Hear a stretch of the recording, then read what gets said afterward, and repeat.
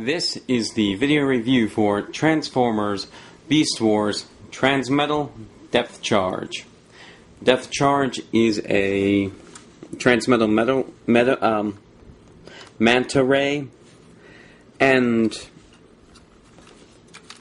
from this angle, I think it looks pretty good. It's very wide, it's a very distinct shape, and there aren't really that many gaps. From the side, different story. There's just so much robot stuff under there. And from the front, not horrible, but there are gaps here and here. And also, if you'll notice, I'm missing his tail, which would have attached here, and his tail turned into a sword.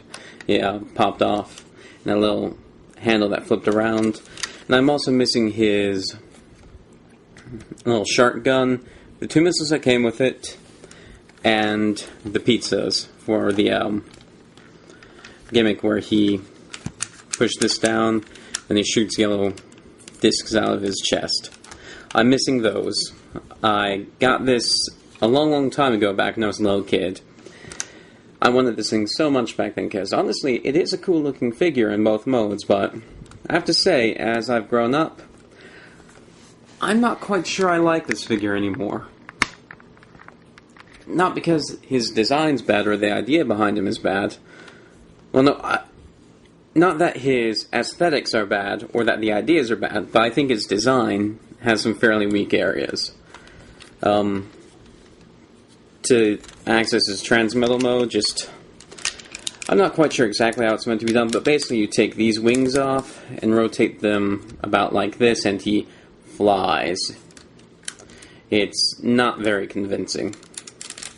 So anyway, transform him to robot mode, pop these off, pull the legs down, split the feet,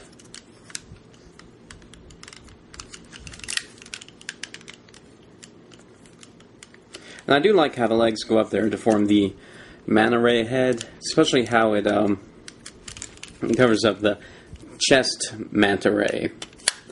And then after you have the legs straightened out, pop them off, start hinging this down, under like this, peg his legs together at the crotch. Then there's two little nubs here and here. These will hook in to this here. So bring this forward, clip it in, rotate it around. And that's his lower body finished. This just hangs to the side. Next, you'll take his arms here, pull them out, rotate them forward, snap them in. Same on the other side. And then all that's left is to take this piece right here, fold it down, which will give you his head, and then rotate these into a position kinda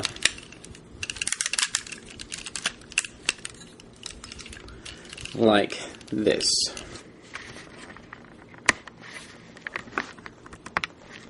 He's a pretty big figure, although also in some ways kind of squat and stout, because like his legs are very short compared to the size of his body. And oh yes, also he has these drill hands.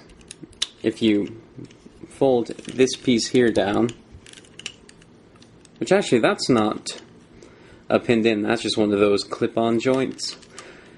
And since I've had this so long, I'm surprised that's actually stayed on there.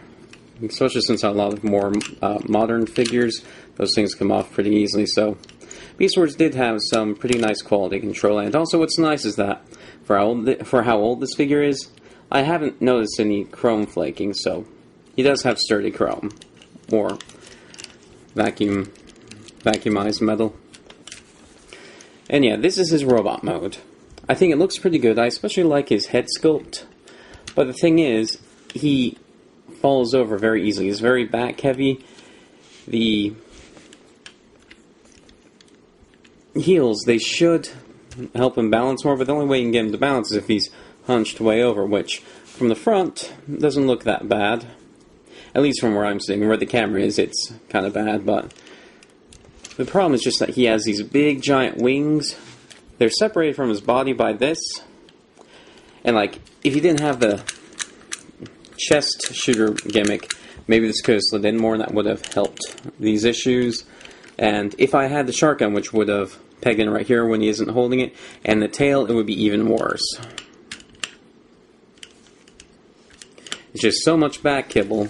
Well, I understand he looked like this in the show, so he had to have it.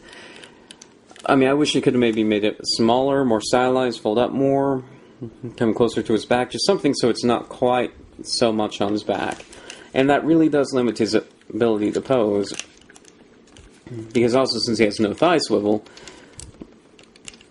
I mean, basically, if he's posing, he's leaning way forward. And it's not too bad, but it is pretty bad. Just because it limits the amount of fun I can have with him, because he shouldn't be this hard to stand.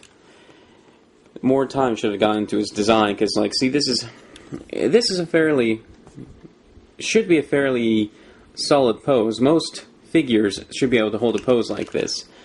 Not depth charge, not unless he's leaning over like this much, and really that kind of kills this figure for me, that the only way he can stand is leaning way over. Now it does, for this pose, it's actually not that bad, because it almost makes it look like he is running and moving fast, but I don't know, I just don't like the limitations that are on his posability because of his back kibble. I like his transformation, I like his aesthetics, I especially like this head of his. His arms are very nice. They do everything you expect them to do. Jointed in a very modern way, and he stays together very well in all modes. But I don't know, it's a figure that bugs me. He should be a lot better than he is, especially considering the presence he had in the Beast Wars show, and how every kid loved him. Now, I understand that with kids, making a figure that is perfect isn't so much of a concern as making a figure that kids will enjoy, which is why they load some figures out with a lot of gimmicks. So I know as a kid I love this guy. I mean, you can tell because some of these wing joints are very loose. But as a grown-up adult collector, yeah, I'm not really feeling it. Those are my thoughts. Thank you for watching.